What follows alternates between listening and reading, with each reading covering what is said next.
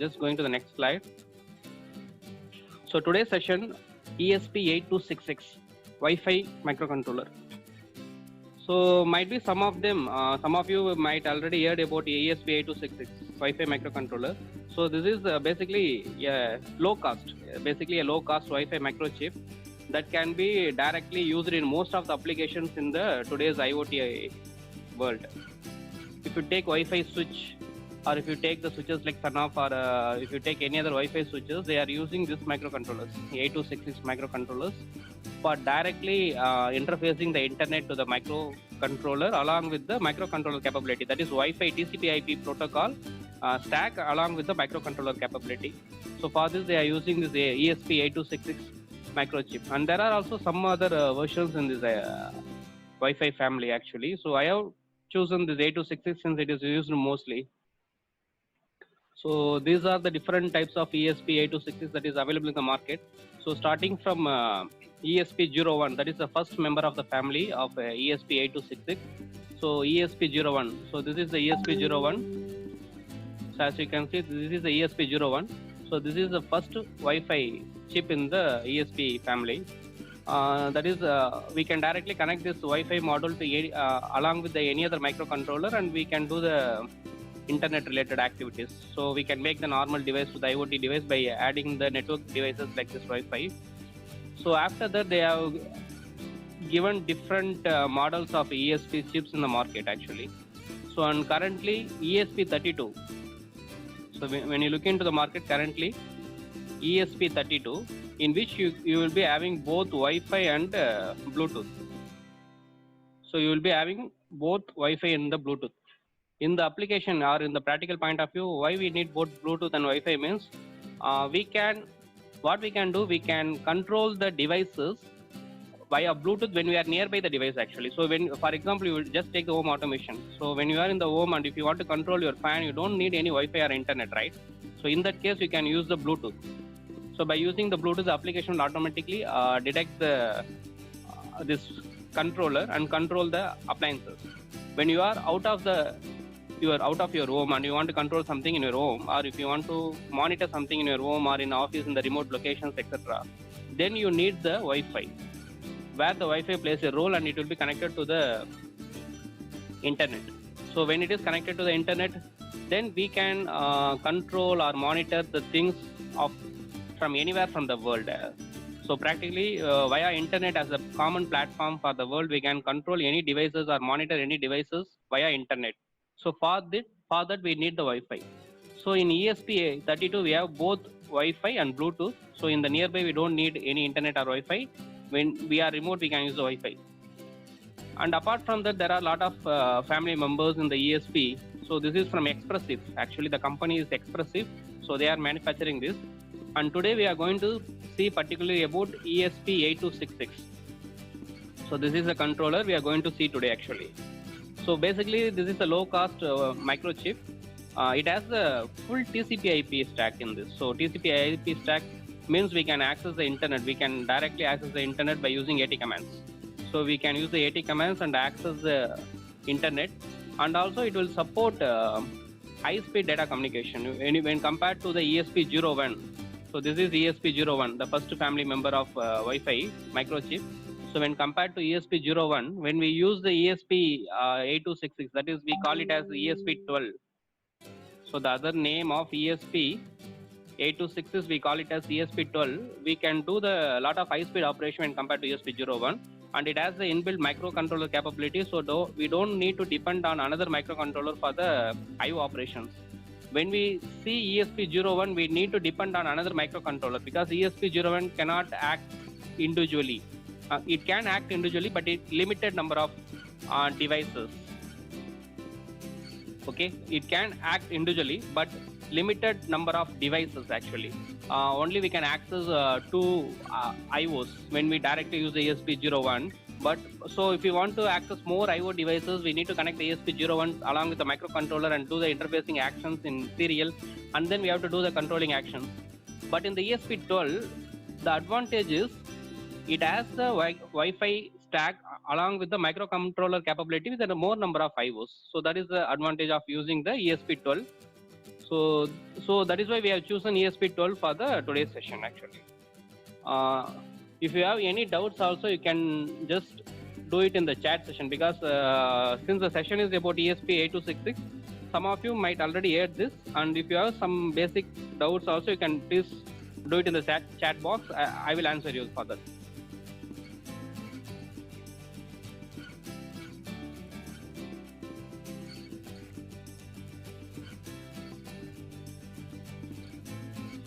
Okay, fine. So this is the ESP12 pin configuration. So this is how the pin configuration for the ESP12 8266. So it has the GPIOs, as you can see, it has the 10 GPIOs. So GPIO stands for General Purpose Input Output, which can be either act as input pin or it can also act as output pins. It has the 10 IOs, digital IOs, and it has the one analog, and it have the capability of PWM I2C, and also it has the capability of SPI, that is serial peripheral interface. So these are different types of communication interface for connecting with the chip actually.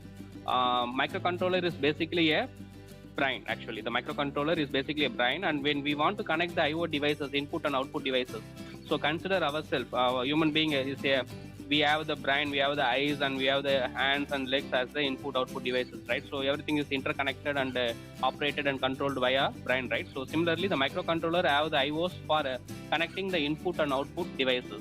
So by connecting the input and output devices, we can make use of this microcontroller for the practical application, right? So it has the GPIO for connecting the input and output devices, and it has different communication protocols like serial, SPI, I2C. So these communication protocols are something related, you can compare with the languages. For example, if I want to interact with you, I can either use Tamil or I can either use English, right? So similarly, if the microcontroller wants to communicate with other devices like display devices or any sensors, for interfacing the sensors, accelerometers, MEMS sensors like this, so what will happen, they need to communicate with each other, right? So to communicate with each other, they use the common communication language. That language should be known to both the sensor and the controller. So these are called the communication protocols, and this microcontroller will support the different communication protocols. ESP12 will support the different communication protocols.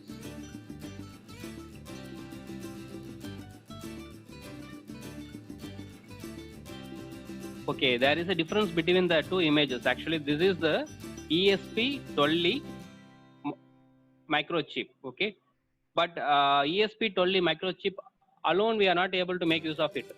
We need to have some power to the. We need to give the power to the chip, and also we need to connect the interfacing devices for programming connectivity. So we need to give the programming connectivity. We have to give the power supply, proper power supply, because this ESP and Raspberry Pi devices will be operating in the voltage level of 3.3 volt. The operating voltage of these devices are 3.3 volt. When you use 8051 or PIC or Arduino, that is Atmega 328, these things are operate in 5 volt. But in case of ESP and Raspberry Pi, the operating voltage is 3.3 volt. So we need to give the proper power supply for the operation of the chip. And also we need to connect the programming cable so that we can have some programs in our system and upload to this controller and make it use of it, right? So although for this thing, we cannot use this chip directly. We have to use this chip will be in the development kit. So development kit in the sense, this chip will be in a PCB along with the programming interface and also power supply and what are the external things we need for the operation of this chip. Everything will be connected in the same board, and that board will be called as development board. So this is how the development board of the ESP8266 will be, and specifically for this model, it is called as Node MCU. Okay, so this is the look of ESP12 ESP8266, and this development kit is called as Node MCU. So as you can see, we have the ESP12 chip here. So this is the ESP12 chip. So along with the ESP12 chip, we have the voltage regulator. So we have the voltage regulator. So voltage regulator, what it will do, we can give the voltage up to 5 or 6 volt to the input of this development kit. This voltage regulator will automatically regulate the voltage into 3.3 voltage that is required for the microcontroller, and it will give to the microcontroller for its operation. So this voltage regulator will reduce the voltage to the 3.3 and provide the operating voltage of the Wi-Fi controller. And we have and you can see there is one more chip in this development board, and this is the chip for converting the USB to TTL conversion actually. So if you want to connect this development kit to our laptop or our computer, we cannot directly connect, right? Because the microcontrollers will operate in TTL signal. So a microcontroller will operate in TTL 5 volt or TTL 3.3 TTL signal. So when it comes to the TTL, we need to convert actually. So we need to convert this TTL to USB when we send data from microcontroller to PC. So if you want to send data from microcontroller to PC, we need to convert the TTL to USB signal level. Similarly, when we want to send the data from PC to the microcontroller for the programming purpose or for the serial interface or for sharing the data, everything, so we need to convert the USB signal that is coming out of the PC to the TTL signal. For doing this conversion of TTL, transistor logic, this TTL to the USB and USB to the TTL, we need a conversion chip in between the PC and this microchip, that is this Wi-Fi chip. For this, we have the TTL to USB converter. So this is a chip for doing this conversion, that is TTL to USB, vice versa. So we can directly connect the system to this development kit by using our mobile cable itself, that is micro USB cable. We can directly connect this development kit to our system, and what we can do, we can program the device and we can communicate with the device via serial port. So this is how it will work actually. So also this device has the capability of running in 5 volt and lower milliamps that is coming out of PC. So if you see, approximately the power consumption of each pins will be around 250 milliamps. And you know that the voltage that is coming out of laptop or the voltage that is coming out of computers will be 5 volt. That is standard 5 volt. And this device will operate in this 5 volt itself. The 5 volt will be given as an input to the development kit, whereas this 5 volt will be again regulated to 3.3 before giving to the Wi-Fi module. Okay, so that is also the one of the advantage actually. When we use the ESP01, the earlier model, that is the first family, the current requirement of the ESP01 is higher when comparing to the current requirement of the ESP12E. It cannot operate in the lower voltage levels, that is current levels. So even though if you give the 3.3 voltage for its operation, the current should be higher for its stable operation. But in the case of ESP12E, the current that is coming out of the computer PC itself all enough for running the development kit and also for executing the commands actually. So this is how the entire setup. This Wi-Fi chip also has the onboard Wi-Fi antenna. So this is our onboard Wi-Fi antenna, as you can see here. So this is the onboard Wi-Fi antenna. So onboard Wi-Fi antenna will act as a printed antenna in the chip itself. And this board has 2 LEDs connected. So one LED for Wi-Fi module and one LED for development module. So this board has 2 LEDs connected to this thing. Okay, so this is called ESP8266 Node MCU development kit, which has the Wi-Fi stack of 12E.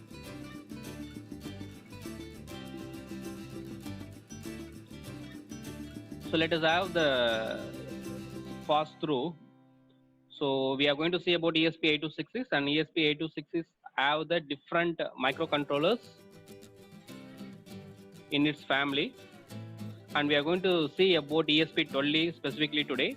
And ESP modules of Wi-Fi controllers are the low-cost controllers with the full stack of TCP/IP for the internet data connectivity.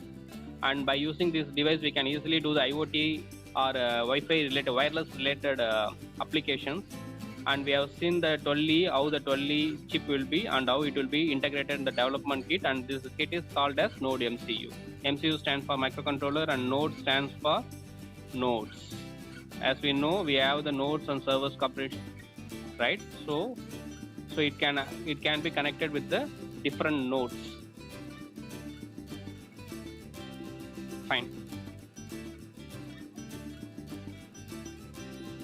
The term Node MCU, actually, the name of the microcontroller is ESP12E. So the name of the microcontroller is ESP12E. This comes in the family of ESP Express ESP, and 12E specifically it is ESP8266. Okay, in the 12E is specifically ESP8266. So this is the name of the microcontroller. When it comes to the name of the development board, we say it as Node MCU. This is not the name of microcontroller. Node MCU is not the name of microcontroller. It is the name of the development kit. For example, if you see the Arduino, if you take the Arduino, Arduino is not the name of the microcontroller actually. Arduino is the name of the board.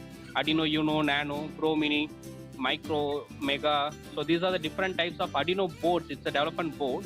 When it comes to the name of the microcontroller we use in Arduino is Atmega 3280P microcontroller.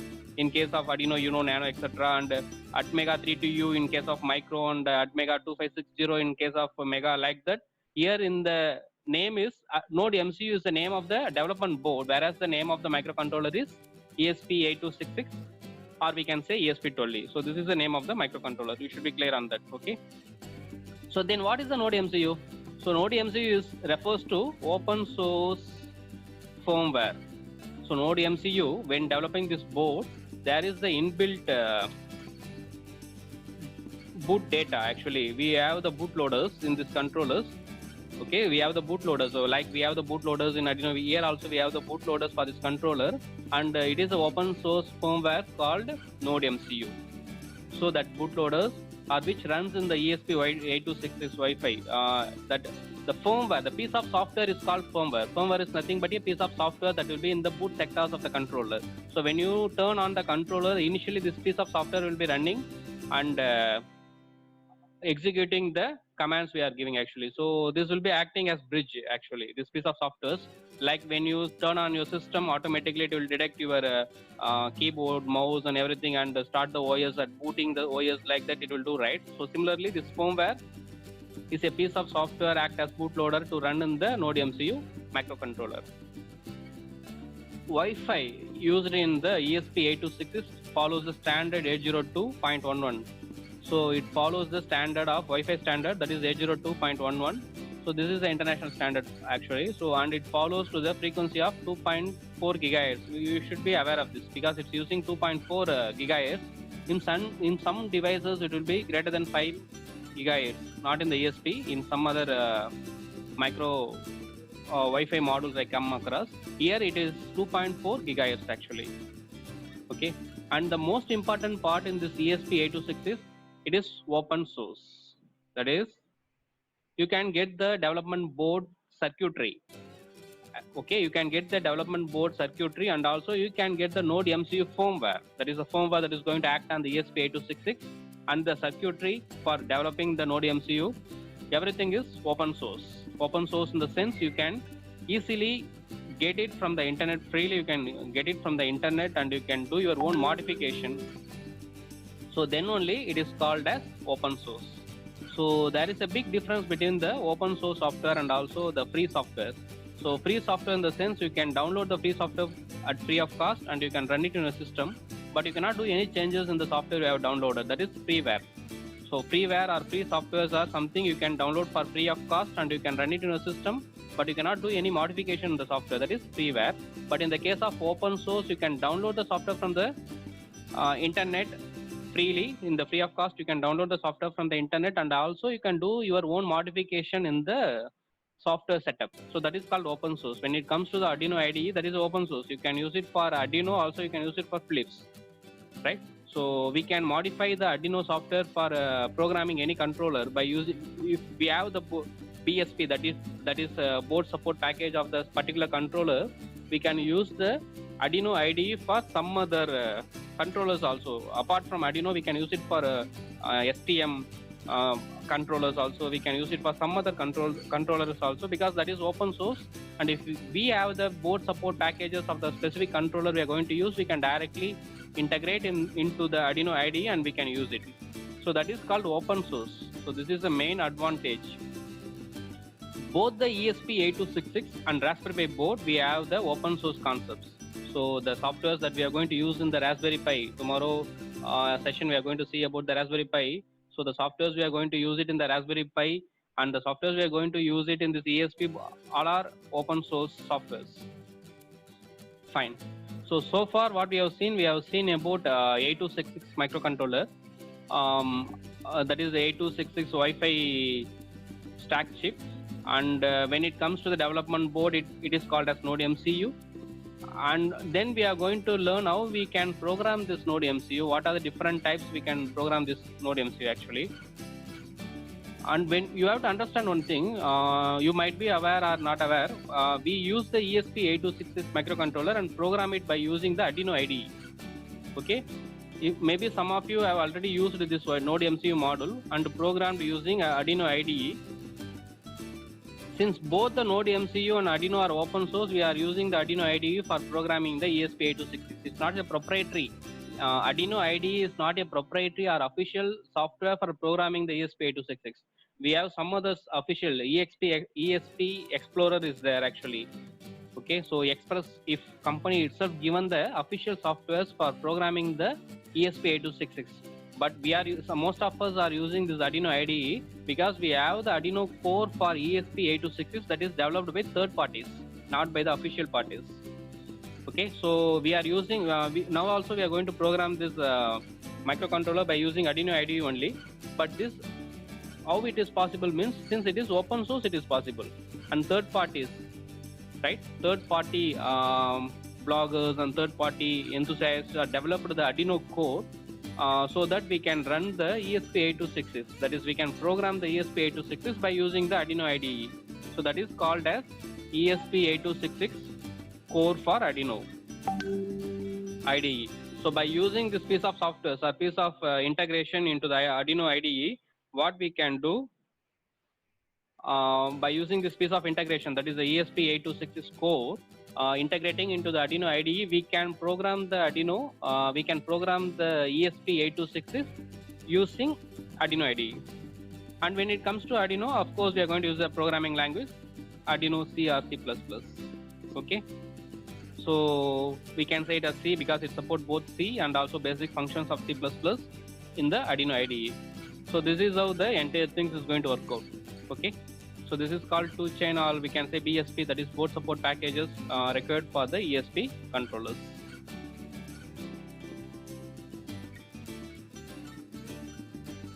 Any doubt on this? Anyone have any doubts or any clarification, need any clarification till now?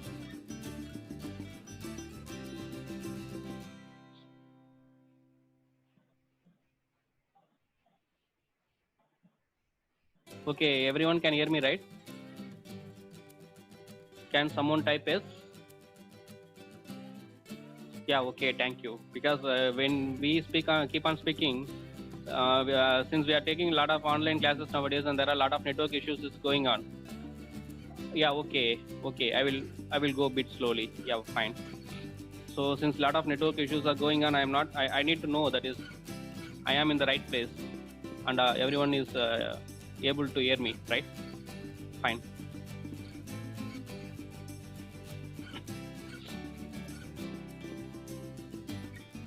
So now we are going to see about the features of this microcontroller we are going to use today. So when it comes to the features, the most important feature is it is 3.3 voltages. This ESP8266 will operate at the 3.3 voltages.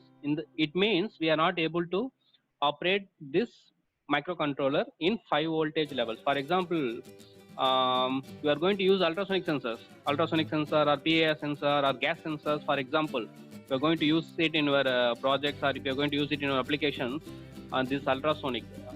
Okay, you might be aware of ultrasonic, which will measure the distance by using ultrasound, and PIR sensor will identify the presence of living things using pyro-infra radiation. And for example, gas sensors like MQ2 or MQ4 will identify the presence of hazardous gases in the environment. So these are some type of sensors which will operate only in 5 volt. Okay, so these are the sensors which will operate only in 5 volt. So in this case, what if you give the 5 volt only, the sensor will give the stable or reliable output. Actually, in this sensors, these are few sensors I am telling. A lot of sensors are like that only. It will operate on. If you give 5 volt only, it will operate reliably.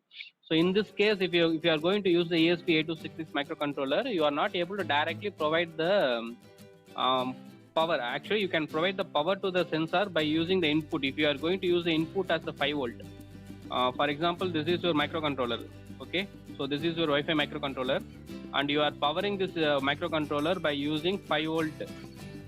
Fine, and all the I/O pins will be in the level of 3.3 voltages. If you are going to power it using 5 volt, you can directly use this 5 volt to the sensors also, which will operate in the 5 volt. That is no issues. But when you get the output from the sensor and connect to the controller, some digital sensors like PIR, whatever the voltage you give as the input will be coming in the output whenever the living things is detected, right? So that time you are not able to give this 5 volt directly to the microcontroller. So that is the thing. So there you have to do the level conversion, or you have to use some voltage divider network for converting the level from 5.5 5 volt to 3.3 voltages. That is very simple actually. If you have some 2 resistors or 3 resistors, you can do that. That is not a big issue actually. So for example, if you are going to connect the, I tell you, I will give you the chart here, okay? How we can connect the 5 volt sensors. I just show you. See.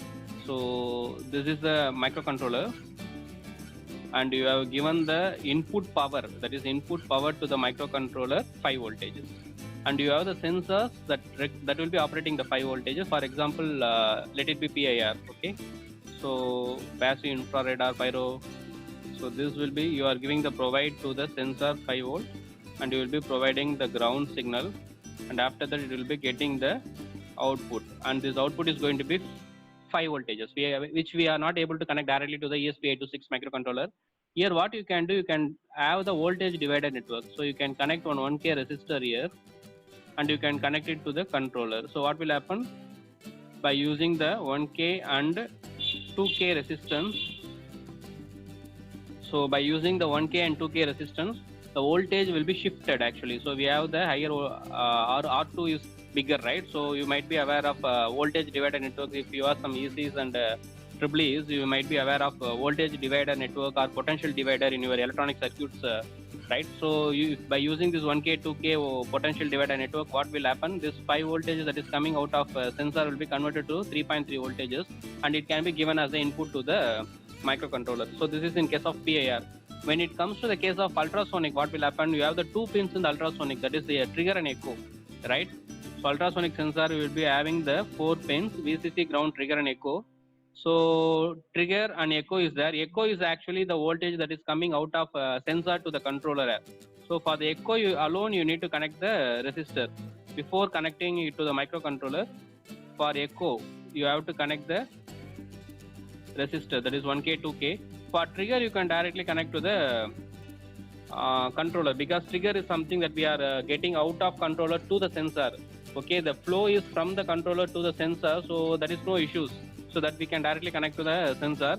But when the flow is from the sensor to the controller, that is the issue, because 5 volt to 3.3 voltage level conversions is the issue.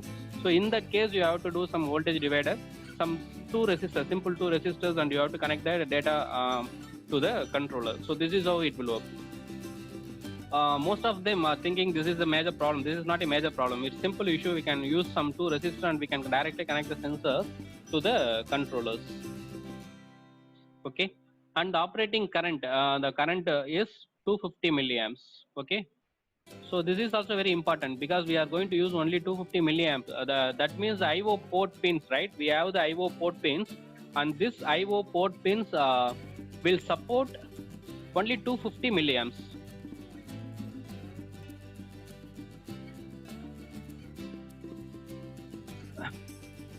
So these IO port pins will support only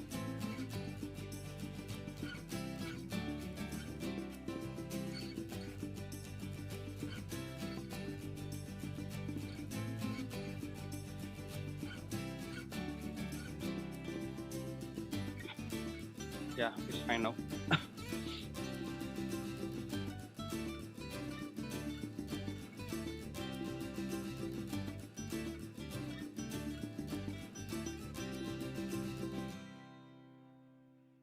Yeah, it's some network issues. Okay, so the IO port pins. So some IO port pins is 250 milliampere. In the sense, you are not able to drive the motors and high voltage devices directly from the controller. Of course, you are not able to drive any high voltage devices like motors and pump and etc. things directly from the controller in any controller like PIC or in Atmega or any controllers. Like similarly, you are not able to drive directly the high current devices from the controller directly. So what you will do? For controlling the high current devices, you have to use some relays in between, or you have to use some motor drivers in between to control the high current devices. Okay, so this thing also you have to keep in mind, that is 250 milliamps is the IO pin tolerance of the ESP8266. Most of the controllers, it is the case of around 250 to 500 milliamps max of tolerance in the controller IO pins. Okay, if you go beyond this, that particular line in the port pin in the controller will burn out. That's the thing. And most interesting fact is this is the 32-bit 80 megahertz CPU, so the operating speed will be higher. Okay, so it is the 32-bit controller, an 80 megahertz CPU it has, and operating speed will be higher, and it has the 32K SRAM, 80K DRAM, and 200K flash, and all these things makes the controller to have the large code memory and flash memory and all those things and all you can have and operate actually.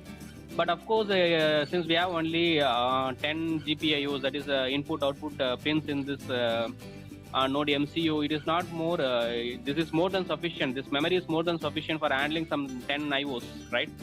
And we have one analog and we have some I2C and SPAs, and this memory is more than sufficient for handling this thing. We are not going to write the program beyond this memory capacity. So this is the important thing.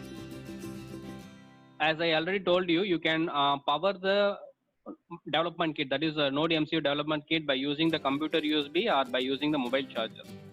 Okay, fine. When we use the mobile charger, or we can use the mobile power bank or all those things, while programming the controller or while programming the development kit, you have to use this computer USB itself is enough. You don't need to provide any external power actually.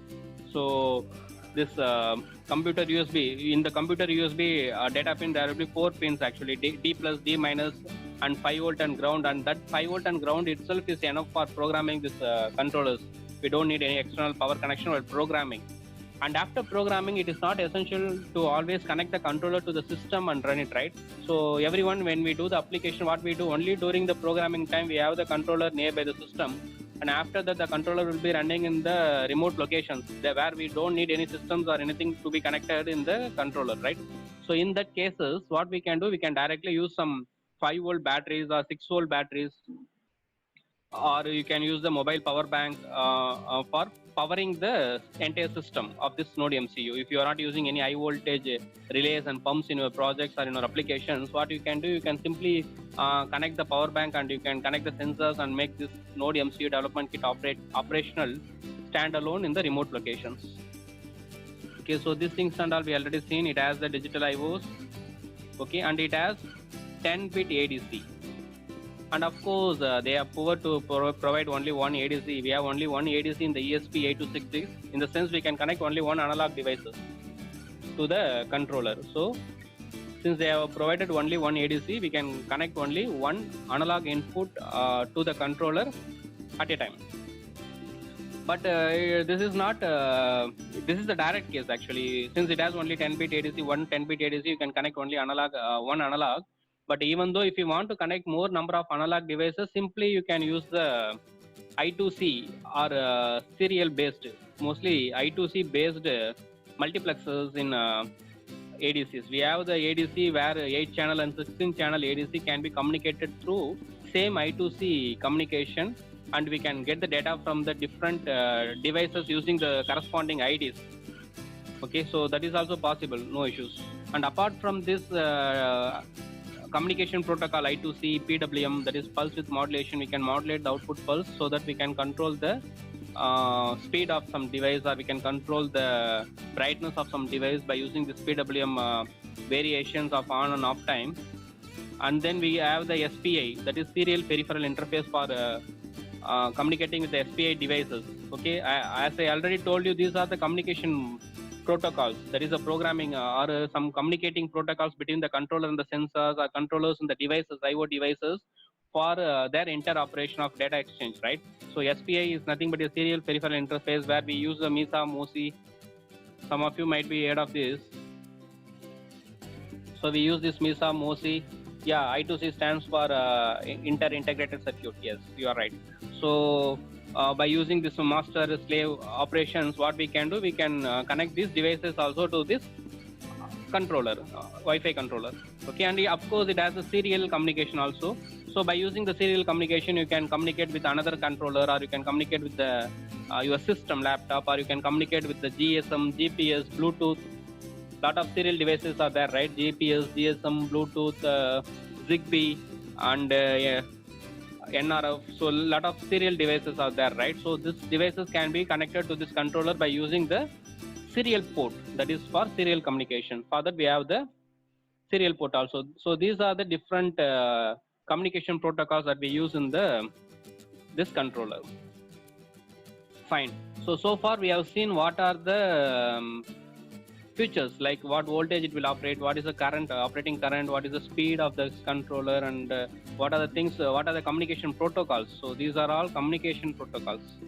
So different communication protocols, so that it can communicate to these different kinds of languages to the different kinds of devices. Okay, you understand like this. These are different kinds of communication languages to communicate with the different kinds of devices that can speak that languages. Okay, and here when it comes to programming this controller, okay, next we have to program this controller. So we have the controller, and we have made that controller into the development kit and called the controller as a node MCU. When it comes to the development kit, it has the integrated power and TTL, that is TTL to USB communication thing, and we have the facility for different communication protocols. Everything is fine, but how we are going to program this controller means we can program this controller by using different methods. There is not a single method. We can program this controller using different methods, and one is called Lua script. This is actually official one, Lua script. So we can use the Lua script and program the controller by using ESP Explorer. So ESP Explorer is the official programming IDE for this ESP8266, and of course we can use the MicroPython. Okay, we can use the MicroPython and program the controller, and the Python version it supports is Python 3, not the Python 2.7. It will support Python 3, and by using the Python 3 version and the MicroPython, we can program this controller, and for that we have the separate IDE for programming this controller using MicroPython. And we can also use the JavaScript. If you are familiar with the JavaScript, you can also use the JavaScript and do the programming things to this controller. Because might be some CSE related students who are attending this, or CSE related faculties or working professionals might be most fluent in this JavaScript and Python things, right? So they can even program this controller without learning the other programming languages by using the own knowledge of JavaScript and Python to this controller actually. And the easiest way is to program by using the Arduino IDE. So Arduino IDE is the easiest way to program this controller, because in the Arduino IDE we are going to integrate the board support package of ESP8266 and program this controller. Okay, so in Arduino we are going to use the C or C++, and we can easily program the controller. So these are the different means of programming, and we are going to see how to program the controller by using C and C++ using Arduino IDE. And before that, you have to understand how we can integrate the board support package of the ESP8266 to the Arduino core. For that, there is a procedure. I will tell you about that, how to integrate that.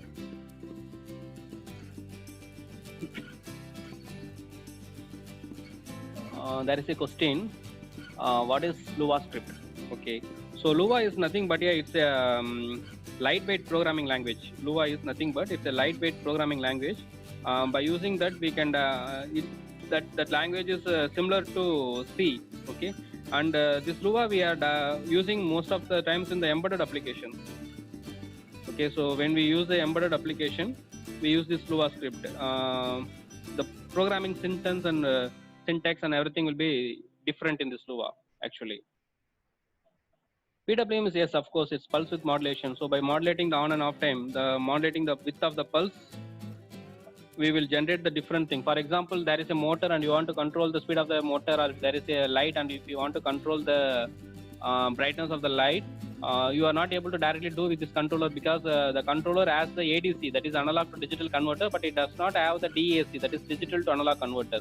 Since there is no DAC integrated in this type of controllers, what is another way of controlling the speed or the brightness is we can do the pulse width modulation. By using the pulse width modulation, we can achieve the same thing what we can do in the DAC, right? Not exactly, but we can achieve the same thing, and we can control the output by controlling the pulse width. By changing the on and off time, we can control the pulse width. For example, there is a if you are doing some robo, and if you want to control the speed of the robo, then what you can do, you can use the PWM pin to control the robo, and you have to connect the PWM pin to the enable pin. Okay, so you have to connect the PWM pin to the enable pin, and depending on the voltage level, for example, if it is a 10 bit, okay, if it is 10 bit means 2 power 10. 2 power 10 stands for 1024. So you have 1024 splits. You can you have the 1024 splits. If you want to control the robo to the half of the speed, you have to use 512. So by using 512, the speed of the robo will be reduced half of the time. There is a pin called enable pin in the motor control drivers, in which you need to give the supply voltage. If you have given the full voltages, that is 5 volt, that is 1024, what will happen? The robo will go in the full speed, or the motor will run in the full speed. And if you want to reduce the speed, you can give the values to the enable pin by using the analog write functions in this course, in which you have to write the corresponding value of analog write, that is 512 is half of the speed, and again if you go for 256, it is again the quarter of the speed. Okay, so like this you can reduce the speed of the or you can change the brightness of things by using the PWM controllers. We have the PWM, and there is in ESP you have you can use all the pins of ESP controller as the PWM pin. Okay, in case of Arduino, you can have only 6 PWM, like they will be mentioning 3, 5, 6, 9, 10, 11 like this in the Arduinos, but here you can use any pin of the ESP as the PWM pin. That is the advantage of this controller actually. You can use any IO pin in the ESP as the PWM by using the analog write function.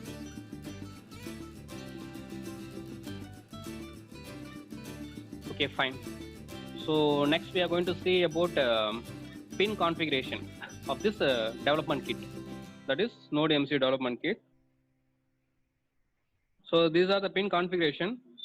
When you are seeing the pin configuration of the board, you also want to know what are the pins can be used for what purpose. Because in the case of ESP, we have some limitations actually. We have some limitations that when you start the board, some of the pins will be pulled low, and some of the pins will be pulled high. It should be in that state only. If you start the board, some of the pins should be in the particular state only. It should be either high or it should be low. Okay, if you change the state, the board will not boot. I think some of you who tried this and connected some pins might be experienced this actually. Why it's not booting? My board is not booting at all. My board is not working at all. No, because in the program or in the connections you have given, in the hardware connections you have given, if you have made the pin that is supposed to be high to the low, or made the pin that is supposed to be low to the high, what will happen? The board will not get boot. So that is what I have mentioned here. So this is important.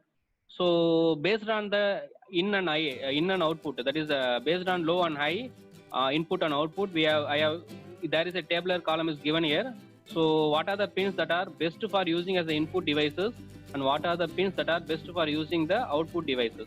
So based on the pin default state, that is boot up state. Okay, so these are the pins like D1, D2, D5, D6, D7. These pins are very good for using these pins as the input pins, and similarly some pins D1, D2, D5, D6, D7 are the pins that are very good for using it as output pins, which are mentioned in the red, right?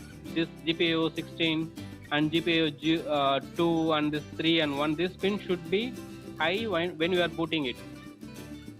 Okay, this pin should be high. So in the sense you can use it as an input device, because input basically means when you define some pin as the input devices, it will be high, right? So you can use it as the input devices. And some of the pins should be low when you are booting the board. Okay. So based on that, you can make that pin high and low corresponding to the pin configuration given here. So GPIO is nothing but digital IOs, and you can see there are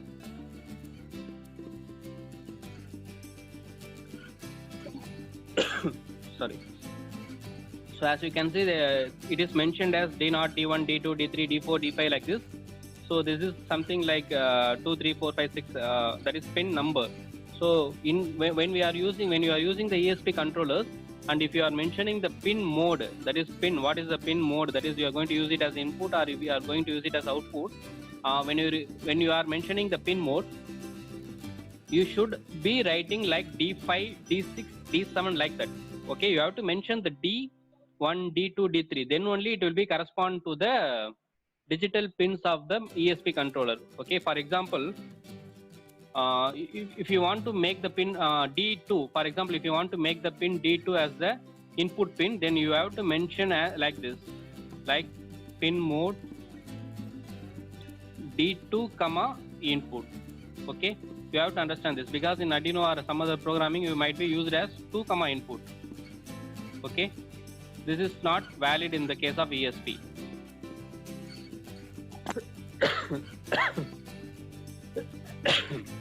Sorry. So you should be mentioning the D in front of the pin which is defined as input or output pin. So that is essential actually. So you should be mentioning as D2 or D3 or D4 like this. Then only it will be corresponding D2 pin will be defined as input or output.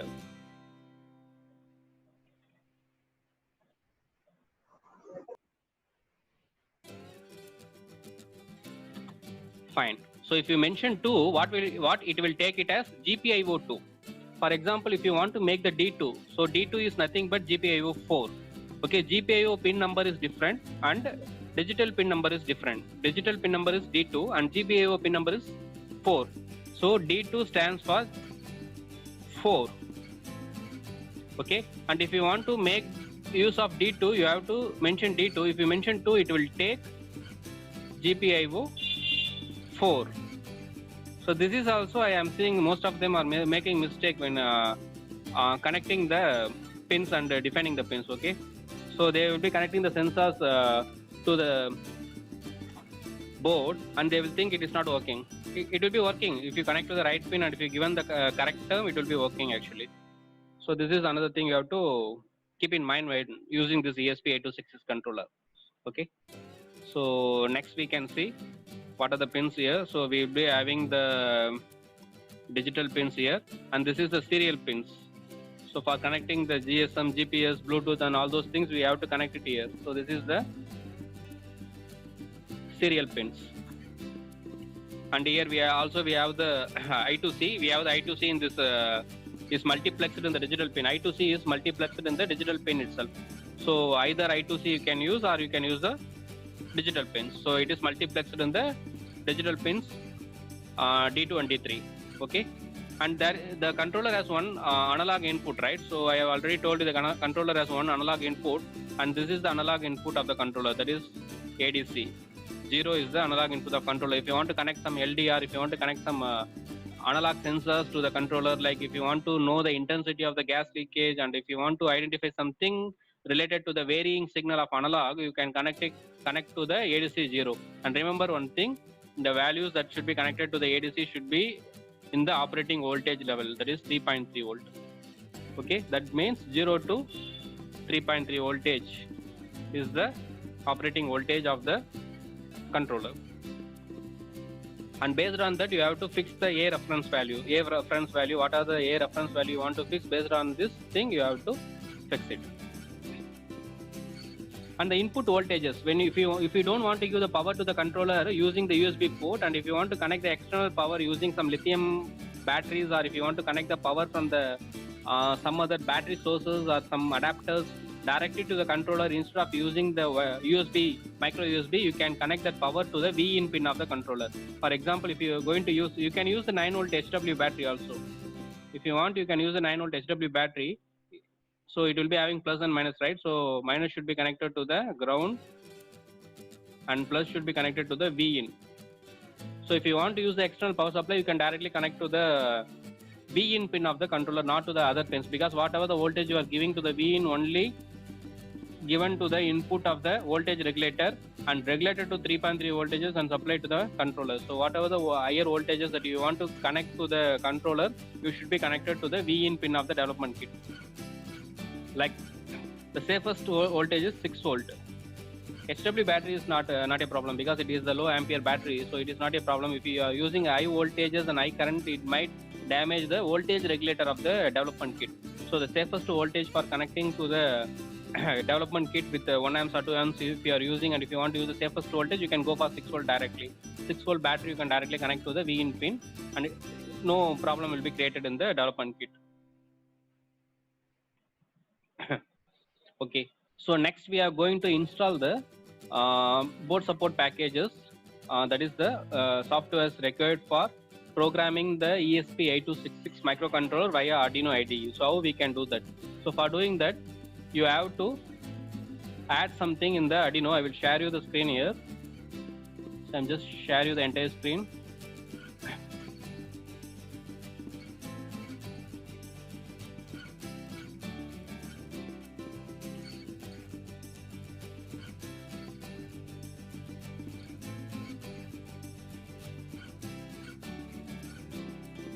Okay, so now I have shared the entire screen. I hope you can see the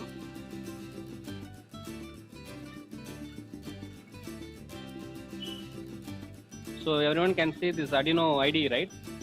Someone can say yes. You are able to see the Arduino IDE.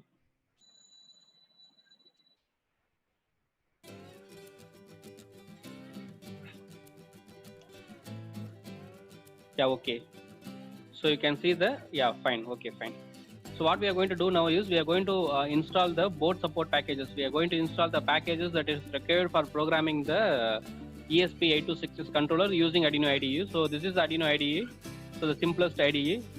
There is no complications like at Atmel Studio or any other IDE. If you go to the Keil, or if you go to the Atmel Studio, or if you go for Eclipse, whatever the things, there will be a lot of menus and functions and all those things. But Arduino is the simplest IDE where you can do the simplest functions like compile, upload, and adding library, etc. So here for adding the, so as you can see, for adding the ESP, what you have to do, you have to go to the file, preferences, and you have to add the JSON. Okay, you have to add the JSON path of the ESP controller to the board manager URL. So you have to add this. So what you have to add, I have given in the screen itself.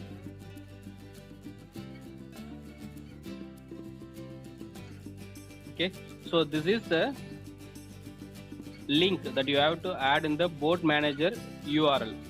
Okay, so this is the link that you have to add in the board manager URL so that you can directly download the ESP support files for the Arduino IDE, so that you can program the ESP using Arduino.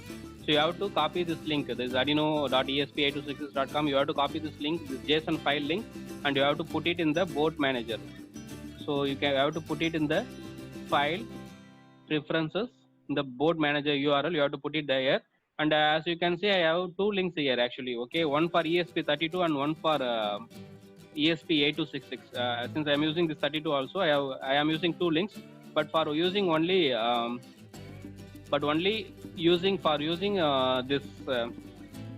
ESP32, this is alone enough actually. You don't have to use the two links.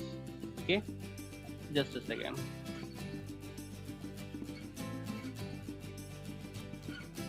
Yeah, admitted. Okay, so this is the place. I will show you this. Fine.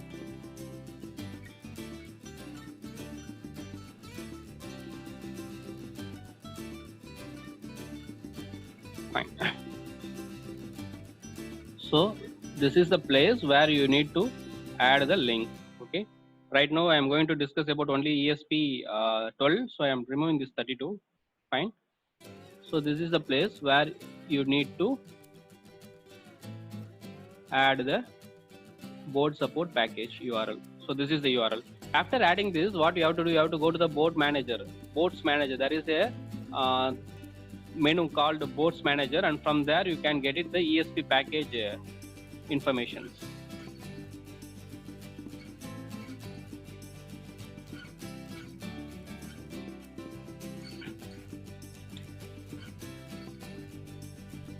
So after adding the link to that, you have to go to the include library.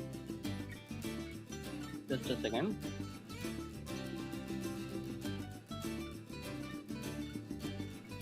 So tools, board, and then board manager. So this is a place called board manager. Okay, you can try this. Actually, this ESP is very low cost chip only, around 300. You can get this model, and even if in the online around 300 to 350, cost of 300 350 only, max of 350 rupees maximum. You can get this development kit. For the cost of 350, you can get this development kit, and you can try your own IoT application. So it will be more interesting when you do your own IoT application and control the things around you, your environment. If you want to control your lights and fans and all those things, and if you want to do some monitoring things, and even you can do your own Alexa, and you can do your own this Google Home. Everything you can do with this simple 350 rupees microcontroller chip. Actually, you can do that. Actually, you can interface this microcontroller to your mobile phone, and you can have your own Google Home and have the voice assistant control the appliances around you. If you want to control the home appliances around you by using this model, you can do that by using the Google Assistant and this chip. Very simple. You can do it in half an hour or 1 hour. So, okay. So very interesting model is this. So after giving the link, you have to type it ESP. So I have already installed, so it is not showing, but you can see it here. It will show ESP8266 by ESP8266 community. So this is how it will show. And if you are not installed already, it will have the button called install, and you have to press the install button, and that package will be installed. That is that board support packages. These boards will be included, by using which you can program the following boards. Okay, they have mentioned the following some list of boards, right? So all those boards can be programmed after installing this BSP package to a Arduino IDE. Okay, so after installing that,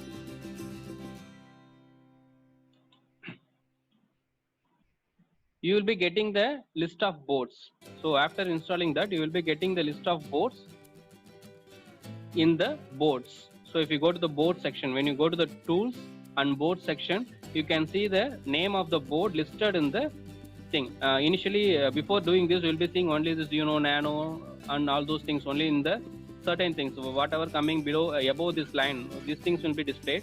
After installing your own board support packages, it will be also showing the installed packages. So these are the installed packages. So by using that thing, and you have to select Node MCU 1.0 ESP12E for accessing the or for programming the Node MCU module. Node MCU ESP12E. There are two versions are there. One is ESP 0.9 and one is Node MCU 0.9 and another one is 1.0. You have to select 1.0. So because nowadays we are getting this model only in the market, we are not getting that 12. We are getting 12E only in the market. So you have to select Node MCU ESP 12E. Okay, that is 1.0 version of Node MCU.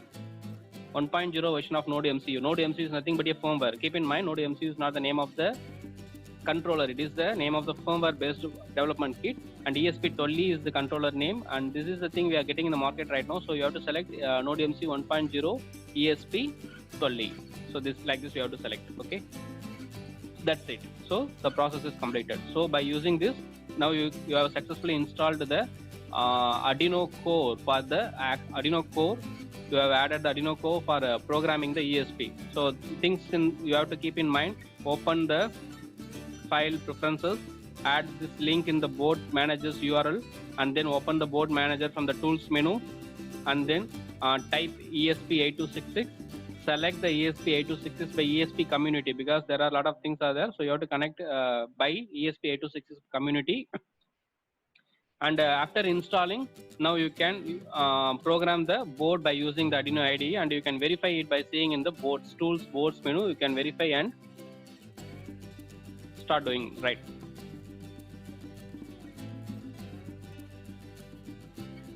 Fine. Okay, so we have seen what is ESP12E, what is the ESP12E we have seen, and then we have seen how we can what is the development board, NodeMC development board, what is ESP12E Wi-Fi stack board, and then what is NodeMC development board, and what are the pins in the development board, and what are the voltage and features of this development board. And then we have seen how we can use what are the different types of method of programming this NodeMCU, and what we are going to use, and how we can install the Arduino core to the Arduino IDE, this NodeMCU board support packages to the Arduino IDE. And after that we are in the stage of testing the board. So now we are going to test the board. So for testing the board, we need to connect the board to the system, right? So initially for testing the board, we have the onboard LED, that is called built-in LED in the board, and we can glow that LED and we can check whether the board is working fine and whether the BSP, the package, is correctly installed and without any error it is communicating or not. So whenever you do the programming in language, whenever you do your first program in the programming language, what do? You use Hello World, right? So what does it mean? Why you may be thinking why we are using this Hello World as our first program. The basic concept behind that is by using that first program Hello World, you are making sure that compiler is working fine and the object code is created and the programming is running fine. So everything will be clarified there. Whenever you do the configuration, compiler configuration, and the object code, that is your upload, when you upload something to the microcontroller, the communication interface between the board and the system, everything will be clarified, everything will be make sure it is working fine. So for that only we use this Hello World. Similarly, when you use any microcontroller board, everyone will be blinking an LED. It not be a simple program. Blinking a LED means you can control all digital output devices by using this digital commands actually. Okay, so by blinking the LED, we are making sure the compiler is compiling the program correctly, and after that, that compiled code is uploaded to the microcontroller board and program is running fine. So all the things will be made sure by running the blink LED program. So in Arduino also will be blinking the LED that is connected to the D13. Okay, in Arduino what you do, you will blink the LED that is connected to the D13, because 13 is the pin where the built-in LED is given in the Arduino development kit itself. Similarly, in the NodeMCU, there are two built-in LEDs provided. One is GPIO, one is connected to the GPIO2, and another one is connected to the GPIO16. Okay, we have the two built-in LEDs, and for accessing that built-in LEDs, either you can use 16. Okay, either you can use 16 or you can use D0. Okay, or you can use the macro called LED built-in, or you can use the macro called built-in LED. So these are the different ways of mentioning that specific IO, that specific pin, and you can program it actually. And similarly, you can another pin is either you can mention as 2 or you can mention as D4. Actually, it is swapped. It should be here and it should be here. Okay, 2 stands for GPIO2 and D4, and 16 stands for 16 D0 LED building. It is fab actually. So like this it will be. Okay, so using this we can do the blink action. So I will show you the thing. So now we are going to write the program. So for writing the program, first we have to decide which LED we are going to blink. So for deciding which LED we are going to blink, I am going to select for example pin number 2. Okay, GPIO2. So I am just mentioning the pin number 2 as output pin, because whatever the thing, whenever there is a flow from the controller to the output devices, we have to mention it as output. So the communication is from the controller to the devices is mentioned as output. The communication from the devices to the controller is mentioned as input, right? So this is output device.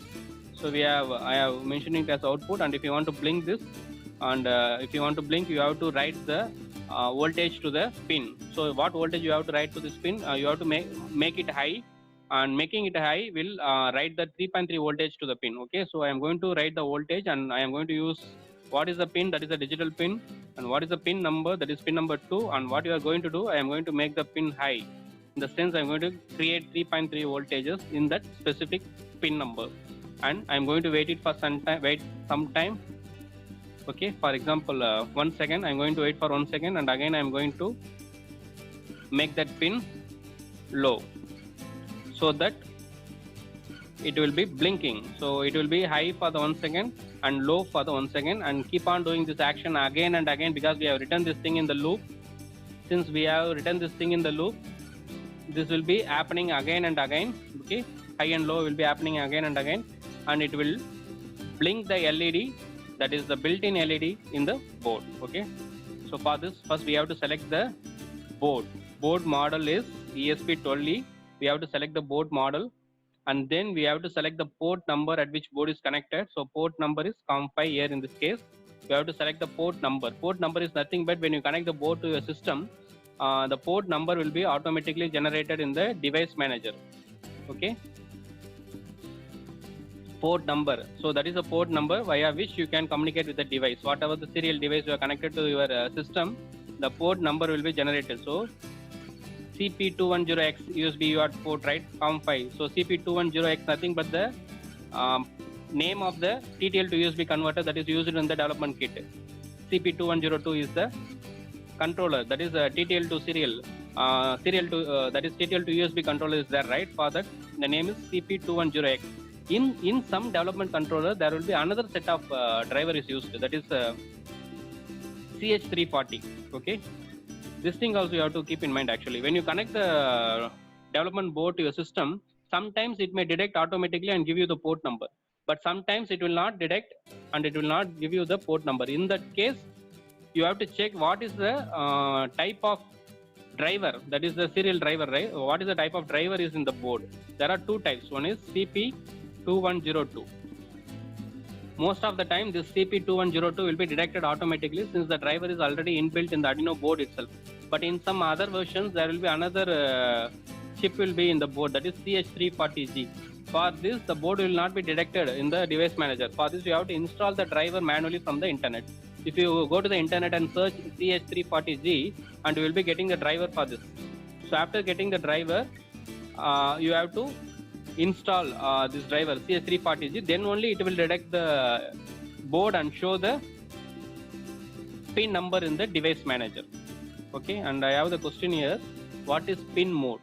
Okay, so I think you have not used the Arduino also before, so if you have used Arduino, you will be knowing that pin mode is nothing but, so this is a pin mode. Pin mode is nothing but, before using any IO pin, we have to define whether that pin is going to act as input or output. Okay, because same digital pin can be used as input pin, and same digital pin can be used as output pin. So before defining any pin, we have to define what is the pin number we are going to use. In the name itself there, pin mode. Okay, pin number we want to specify. For example, pin number is 2. And we also want to specify the mode of the pin. Mode is nothing but input mode or output mode. Okay, pin number is specified here, and mode of the pin is here. In this case, we are going to use that pin as output pin, because output device we are going to connect, right? So we have to mention output pin. Okay, so this is how we are saying the controller, I have connected some devices to the pin of the controller, and that pin is going to act as the output pin, and the number of the pin number is 2. Okay, in the pin number 2, that is GPIO2. Okay, you have to keep in mind this. The pin number 2, that is GPIO2 or D4, both are same. Okay, in the GPIO2, I am going to connect one device, and that device is going to act as output device. This thing we have to tell the controller for one time. So that is called pin mode. Declaration of integer type. I'm not getting your thing actually. Declaration of integer type in the sense, why I am mentioning 2? 2 means GPIO2. Maybe you are asking why I am mentioning 2, right? 2 means GPIO2. If you want to declare it in the digital pin number configuration, you have to mention as D4. D4 is digital pin number 4 alias GPIO pin number 2. Both are same. So that is why I am mentioning 2. Are you clear? Yeah, okay. Fine, we can go to the programming thing. So here we have written the code, we have selected the BSP, we have configured the port number, and now we can directly upload this thing to the board, and it will ask for save. So it will compile. So all the things will be get compiled.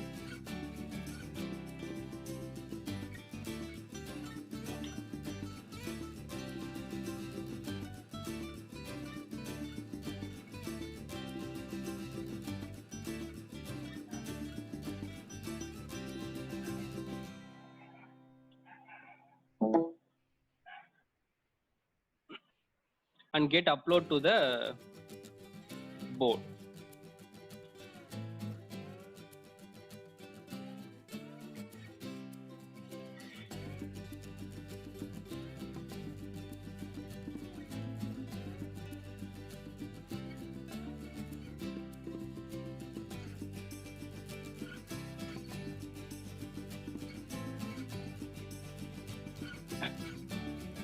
So I have enabled, okay, I have enabled the video and you can see the video of the board name Suryavarman, or you can see, if you go to the thing, you can see the video of the board, okay, and how it is connected.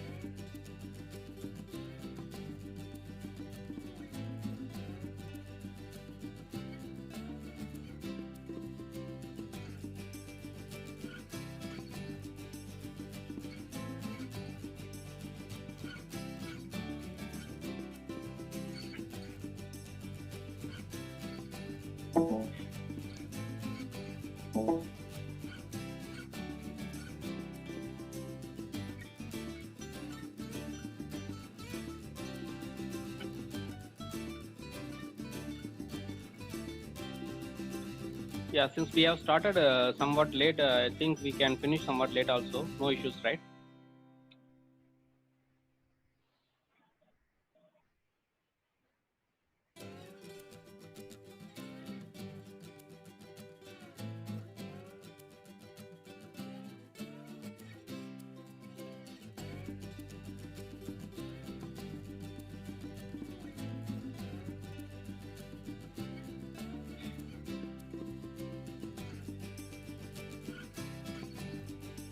Yeah, I am in English.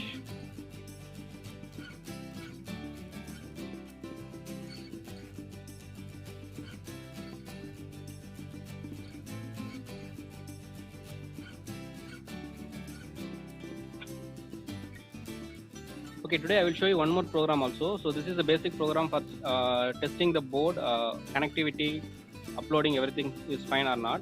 And apart from this, I am planning to show you one more program by using the temperature sensor, temperature humidity sensor, connecting to the board and seeing its value.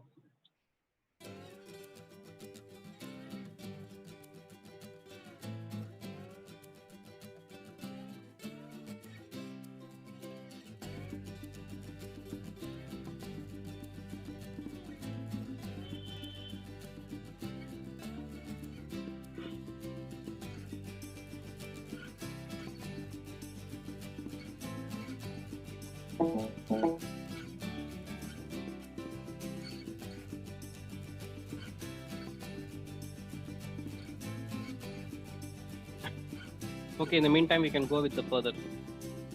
It may upload. Okay. So we have written the program. Yeah, it's uploading now.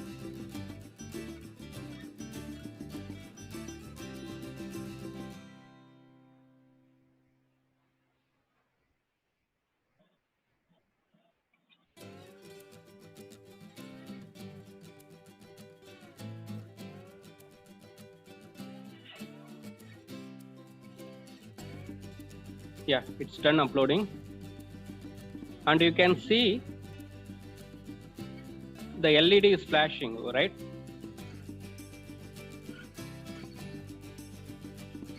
Yeah, I will tell you where you can find the classes. Okay, no issues. So as you can see, the LED is flashing, right? So the LED in the ESP module, that is the LED in the Wi-Fi module, is now blinking. So I already told you we have two LEDs, right? One in the module Wi-Fi stack and one in the development kit. And this is a LED in the Wi-Fi chip. So in the Wi-Fi chip, we have the flashing LED. And if you want to check with the development board, just you need to change the pin number. Okay, just you need to change the pin number, and changing the pin number, you can also see the LED flashing in the development module actually. Fine.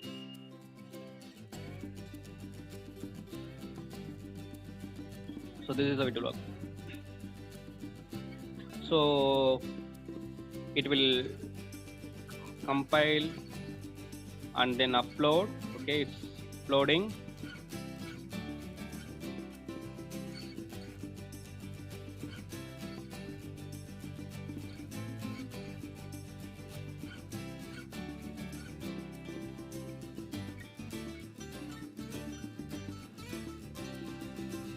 Yeah, it's done uploading, and as you can see in the video, you can see that the LED in the development module is blinking. So these are the two different LEDs in onboard LEDs, built-in LEDs in the kit, and we are blinking it right now. Okay, so this is just a simple application by blinking, but the same procedure will be followed for all the digital output devices. If you want to make the buzzer high, you have to write digital write high.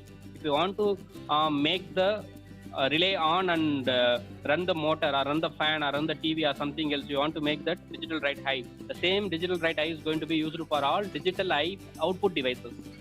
Okay, the same thing is going to be used for all digital output devices.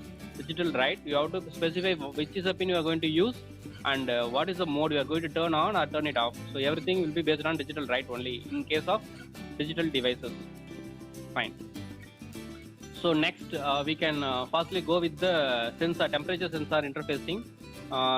In the next step, because the digital pins, accessing the digital pins is nothing but the inbuilt capability, because we are going to make one pin high, that is the voltage of 3.3 voltage, and we are going to make it low, or that is 0 voltage. Okay, we are going to just make it high or low as a output device, or we are going to sense whether it is high or low by using it as input device. Okay, two things are possible. Okay, one is we are going to make the pin as output, so that we are going to write high and low, we are going to write voltage. Okay, in another thing we are going to sense what is the voltage in that pin. So that is the thing is called input, we are using as input pin. But this is a basic built-in, right? But when we are going to use the temperature sensors like displayed in the screen, in the shared screen, it has a different data packet format, because there is a 12-bit data packet format where it will have the start bit and it will have the end bit, and it will have parity, and then it checksum bit, and in between it will be having the temperature value in 4 bits, and it will be having the humidity value in another 4 bit, for example, I am saying actually. So in the same data packet, whatever the thing we did right now is not a data packet, it is a data bit. Okay, the simple bit, that bit is made high and that bit is made low. But when you want to access the data packets series of bits, so you will be getting 12-bit packets. Okay, so when you want to access the data packets, then you have to go for the libraries. The library is nothing but a scratch program that will get all the data coming and split the data based on the checksum, and it will separate the temperature, separate the humidity, and based on the binary value it will convert to the decimal and do some calibration things, and it will give the final output. So that is called the library. We use the library. So by using the library file, or the library will do this tag for you, because you don't want to do the same thing again and again, right? So that is why we go for libraries, because we don't want to do the same thing again and again. So we use the predefined libraries, like in the C and C++, you will be using stdio.h or conio or mac.h, right?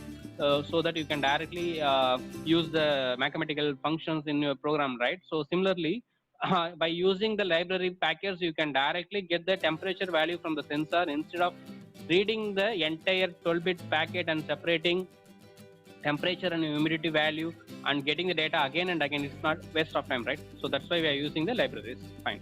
So most of the calibration, I have the question, what is calibration? Okay, fine. Calibration is nothing but, for example, let me take the temperature sensor itself. So temperature sensor, the current room temperature is 36 degrees Celsius. Right now I can see in my room the 36 degrees Celsius is the current room temperature.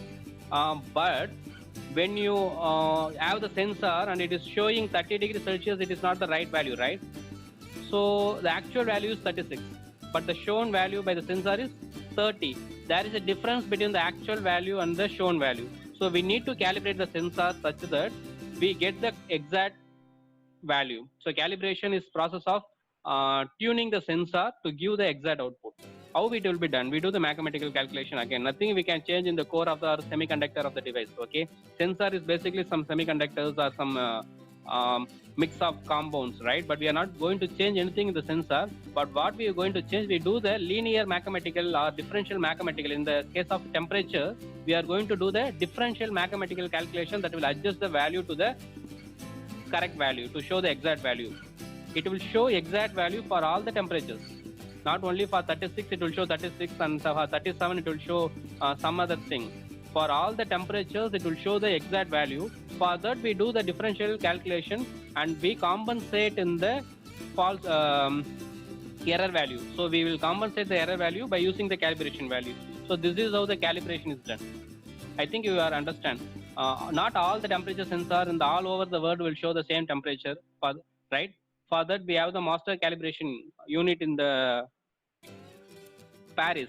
Yes, we have the master calibration unit in the Paris, and that will be calibrated to all the countries, and each country there will be one master calibration in the capital, and from there to the every states and cities there will be the calibration place where the calibration will be done. These all things will be done in the industrial case, not your project or small application.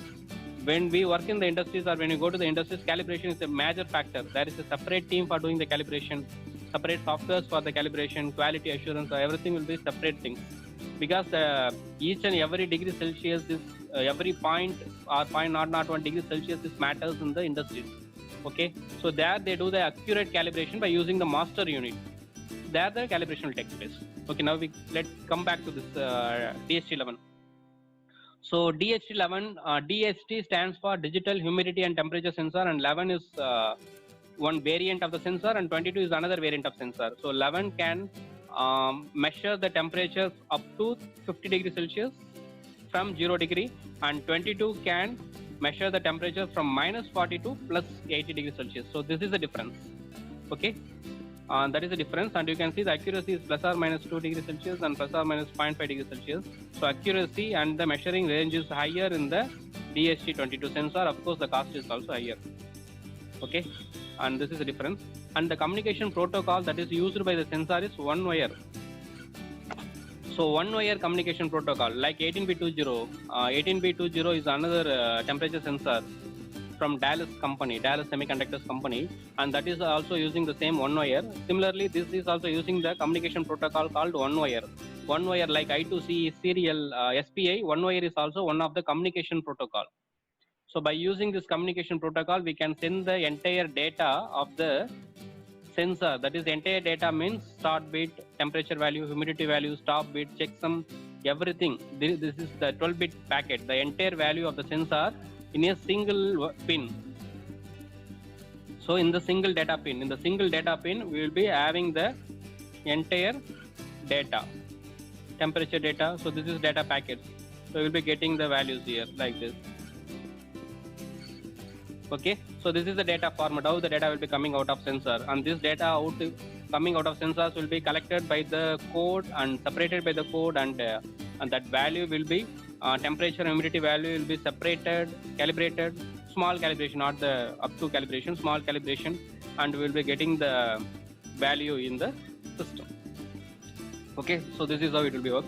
And the operating voltage of the sensor is 3 to 5.5 volt, and we are lucky because the operating voltage starts from 3, and we can directly use it with the ESP8266. We don't need any 5 volt external 5 volt because ESP can give 3.3 voltages, and sensor can start its operation from 3 voltages, and 3.3 voltage we can directly give to the sensor, and output of the sensor, whatever the voltage, external voltage you are giving to the sensor, the same thing is the maximum voltage that is coming out of the sensor, right? So when you give only 3.3 as the input to the sensor, the maximum of output that is coming out of the sensor is 3.3 voltages. So you can directly connect the data pin of the sensor to the microcontroller, no issues. Don't need to do any potential divider or level conversion operation here. So you can directly connect the data output of the sensor to the microcontroller. Okay, and of course we have to connect the 3.3 voltage. So this is sensor and this is sensor module. So we have two things, one is sensor and another one is sensor module. So this is a sensor module. Don't worry, I will finish the class soon. Sir, does the temperature do the sensor effects? Does the temperature do the sensor affects the output? I'm not getting you actually, Moti Raj. I'm not getting your question. Okay, fine. Running out of time, I will go with this. So as you can see, we need to give the power supply to the sensor. By power supply is nothing but 3.3 and ground, and we are getting the data output from the sensor. So this is a sensor and this is the sensor module. There is difference between sensor and sensor module. Sensor has the 4 pins, and that 4-pin sensor is connected to a small piece of board, and with the pull-up resistor and all those things integrated, we have the sensor module. There is a pull-up resistance between the voltage, input voltage and the data pin. And if you use the sensor alone, you need to connect the 4.7K resistance between VCC and data. But if you use the sensor module, that resistance will be already connected in the module itself, and you can directly use the data output and connect to the microcontroller. You can directly connect the data output to the microcontroller when you use the sensor module. If you use the sensor, you have to connect the 4.7K resistor, pull-up resistor between data pin and the VCC pin. That is the difference between the sensor and sensor module. Both you can use. Okay.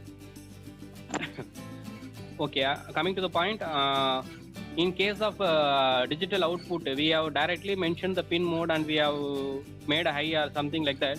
But when it comes to the sensor like this, and if you want to install the libraries, because there is n number of libraries available in the internet for you.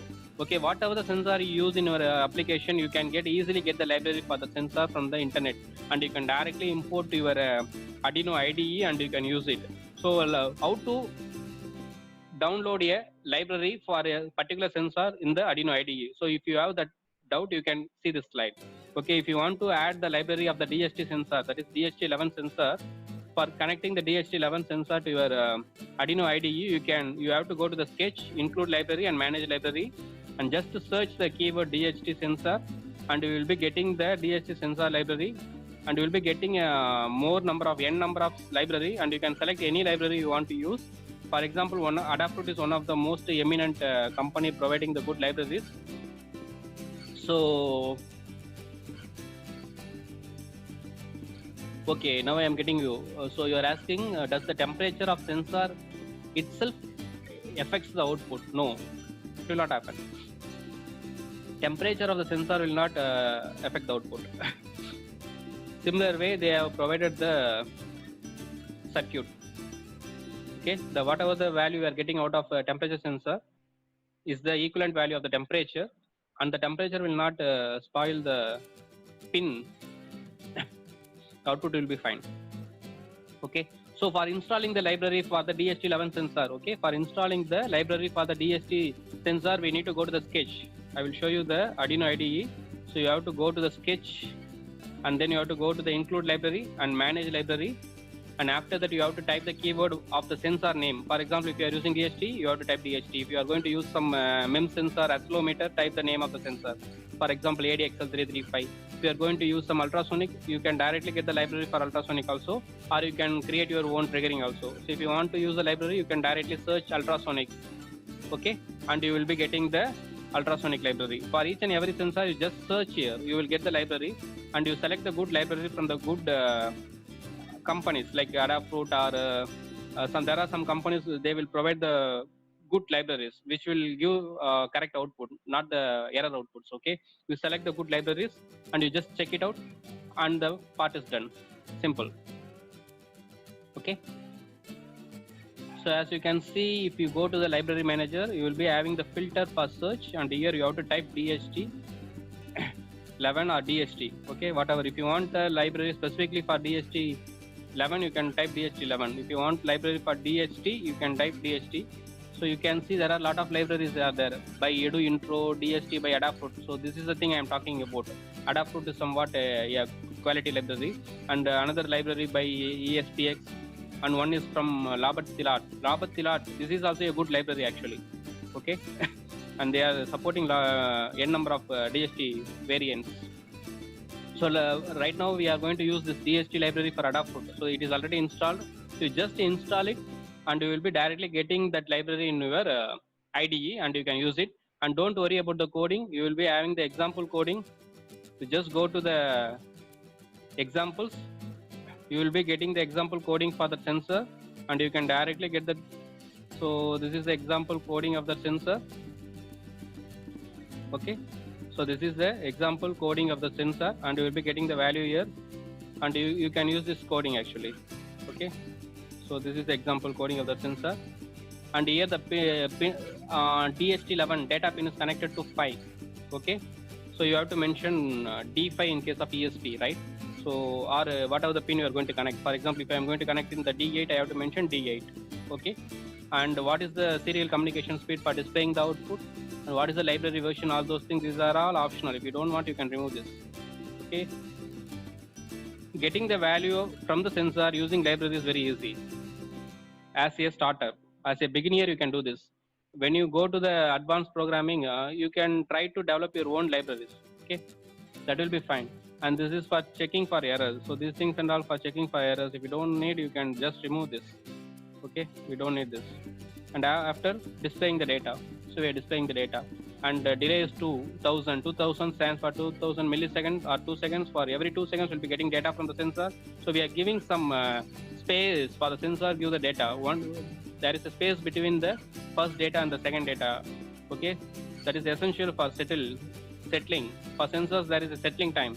Okay, DHT11 is nothing but a mix of some analog sensors inside you. If you open and see that, so it needs some settling time. Okay, so settling time is we have given 2000, that is 2 seconds. So this is the code, and if you upload this code, you will directly getting the value from the sensors. Okay, so first I am going to upload this code to the board, and then I am going to connect the sensor to the board. So I have the sensors here. So this is the DHT11 sensor. So I'm going to connect the sensor to the board and see whether I am getting the temperature output or not. Okay. So today we will see this programming, and in the third class of ESP IoT, you will see the same data in the IoT platform. How to see this data in the web platform or in the mobile app using internet connectivity. So that thing also you can see. You will be seeing in the third class. Okay.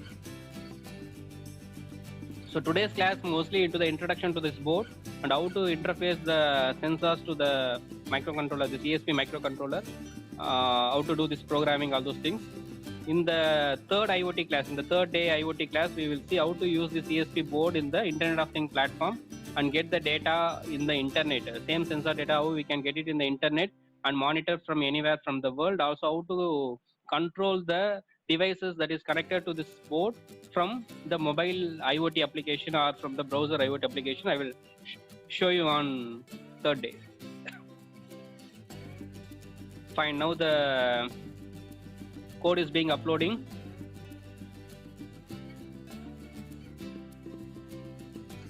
Yeah, it's done uploading. So now I am going to connect the sensor. So in the sensor we will be having the 3 pins, okay, VCC, ground and data. I will be connecting the 3 pins. I'm just connecting ground and then VCC. VCC is nothing but 3.3 voltages in this case.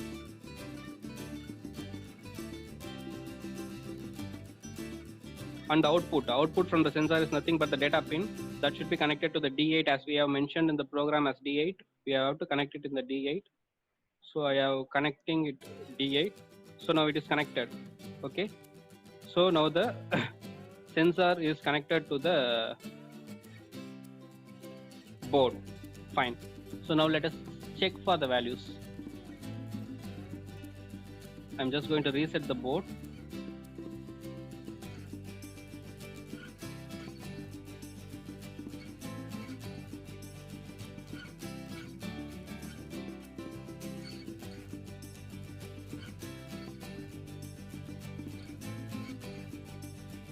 So sensor is connected and voltages are connected. Okay, so sensor is connected and voltages are connected. I'm just doing the reset.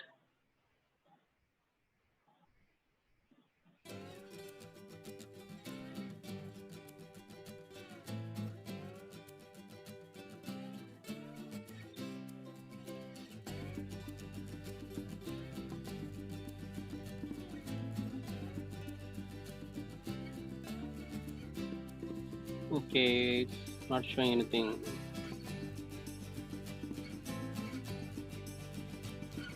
So let me check the connections again. 3.3 is given to the positive. Okay, fine.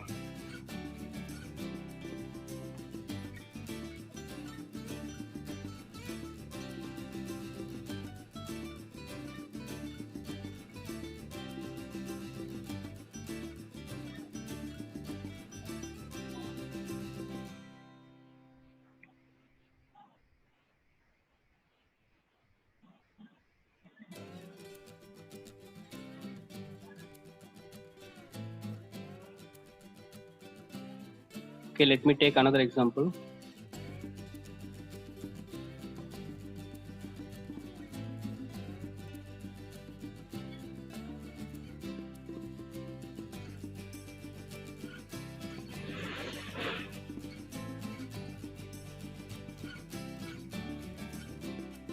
So this is another example code from the Adafruit.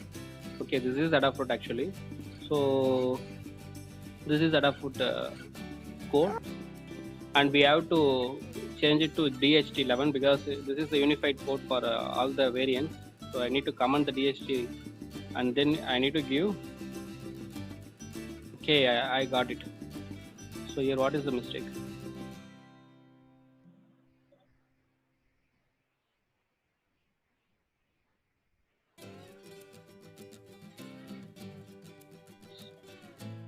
So right now it is connected to the D8.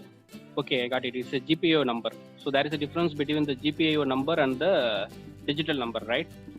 So in this case, I have mentioned I have to mention GPIO number, right? So GPIO number for D8 is 15, or I can change it. GPIO number 5 is there, right? 5 is nothing but the digital number D1. Okay, so I just going to upload this.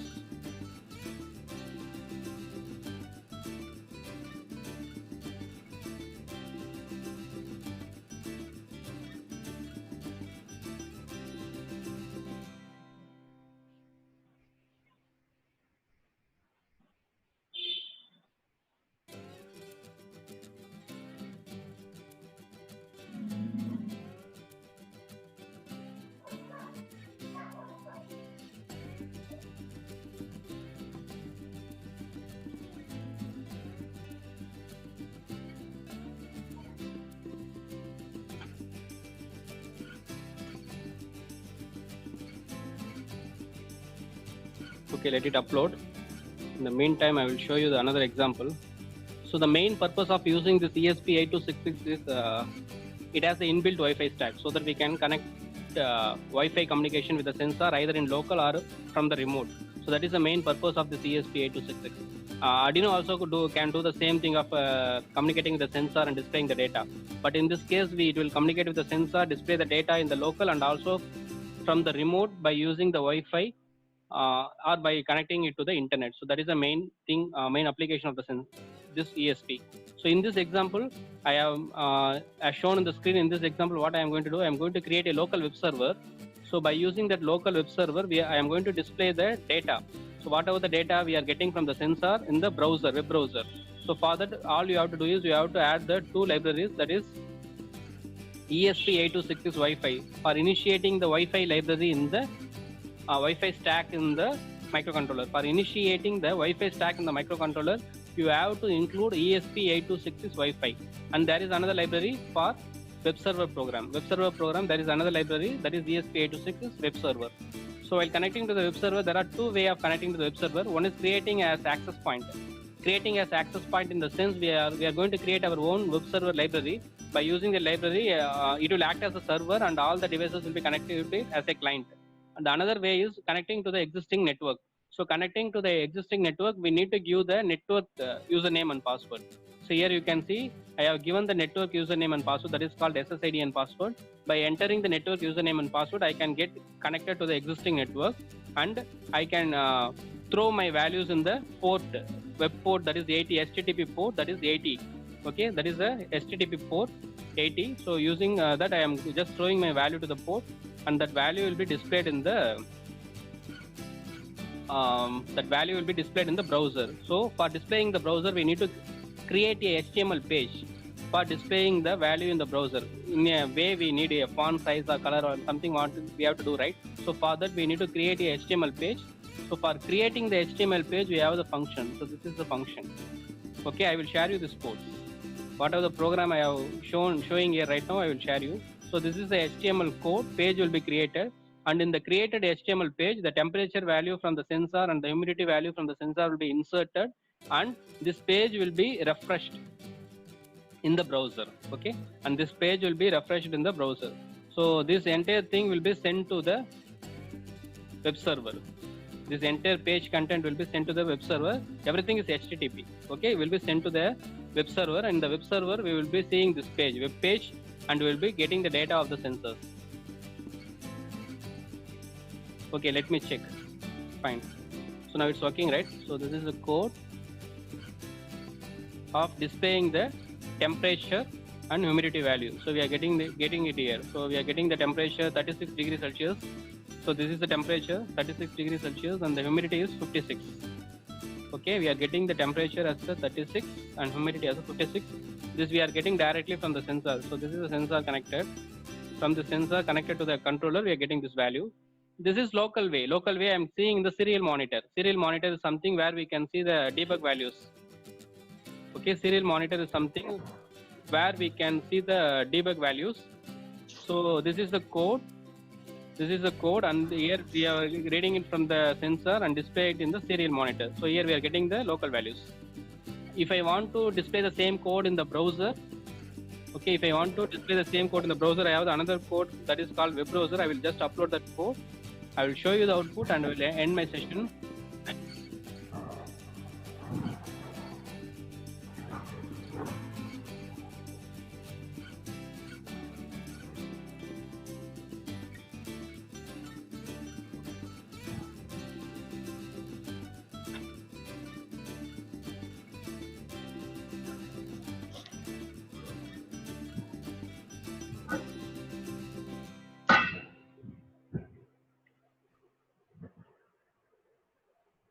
Okay, I'm just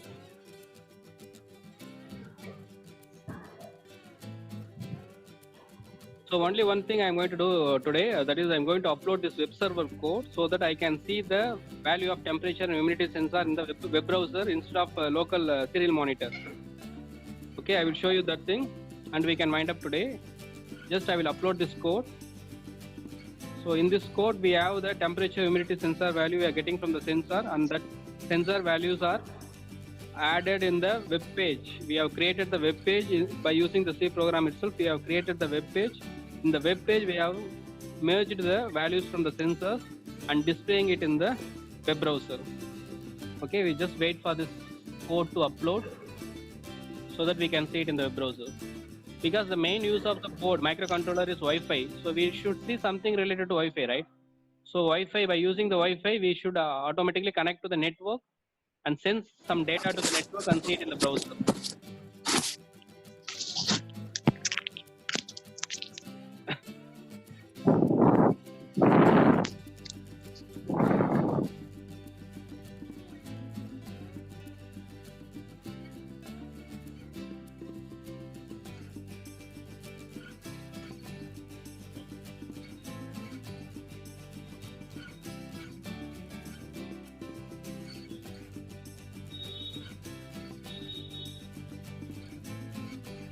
So in the meantime, any doubts?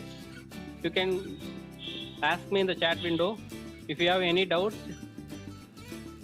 Okay, after this program is uploaded and we have seen the output, today's session will be getting over. So if you have any doubt, you can type it in the chat window.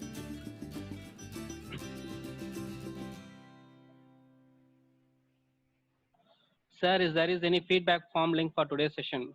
Okay, that we need to ask with the organizers. Ma'am, there is a query, ma'am, or Mr. Vinod is there. There is a query for feedback form link for the today's session. Ma'am, can you type the link in the chat window?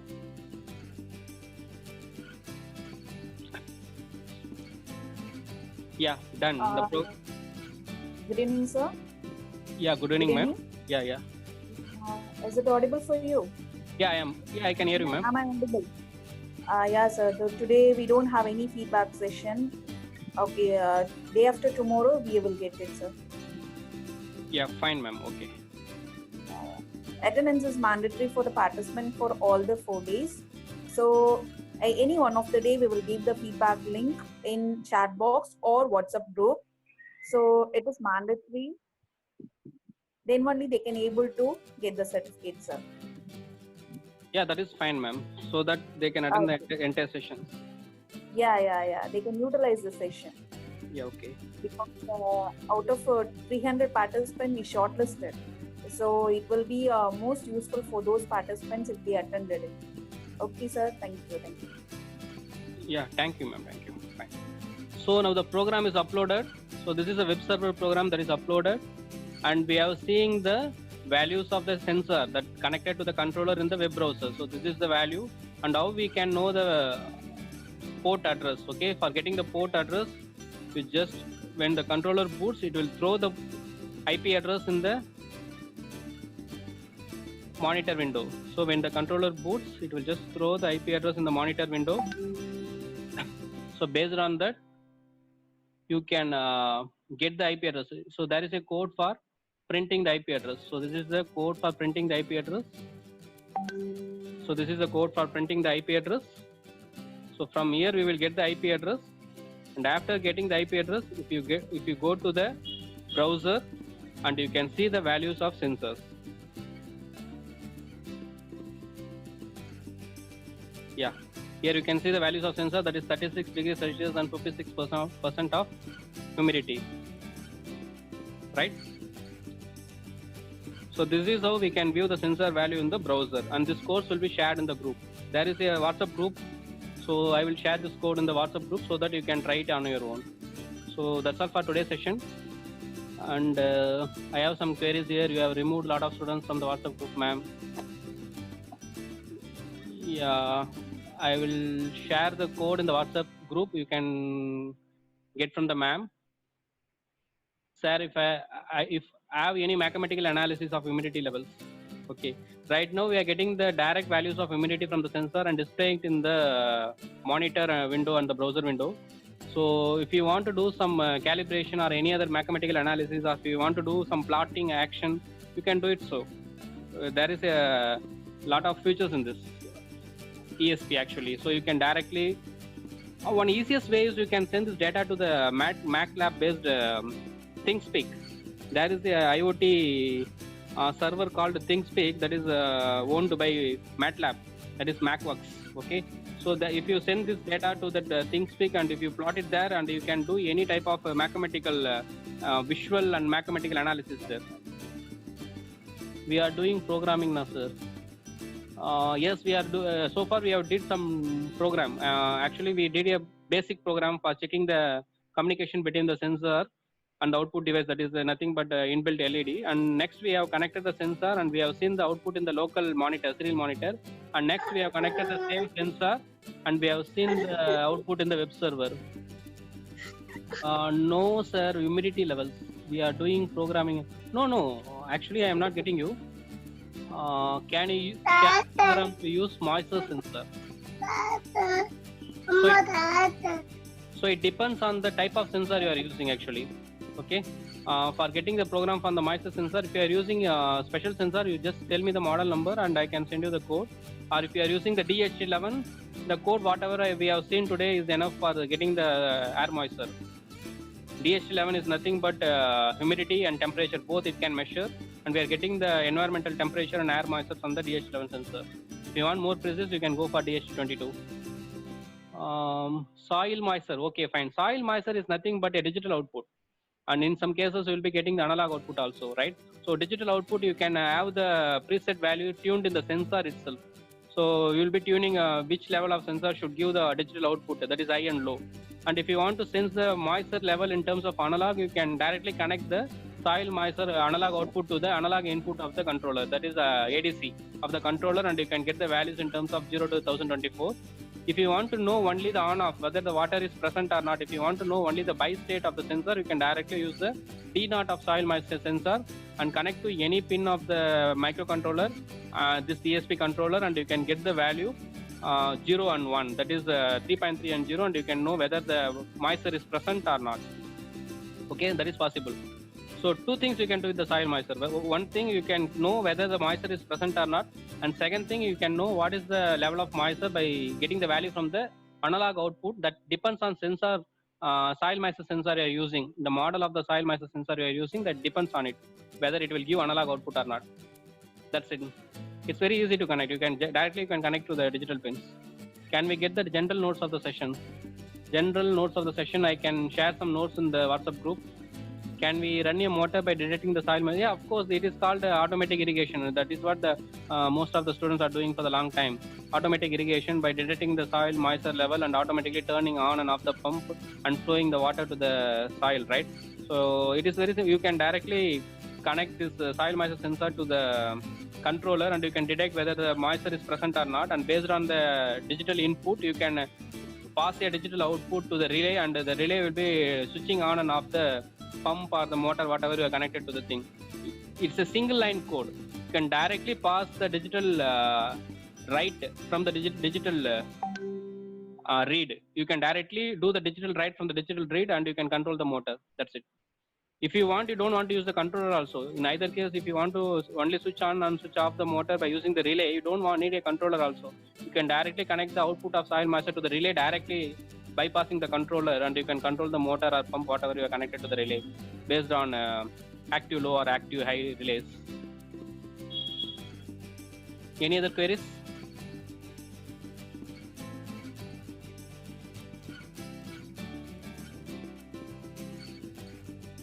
Yes. Yeah, okay. Any other queries? Yeah, fine. I think we can end the session today. Is there any end note, ma'am, or we can finish the session?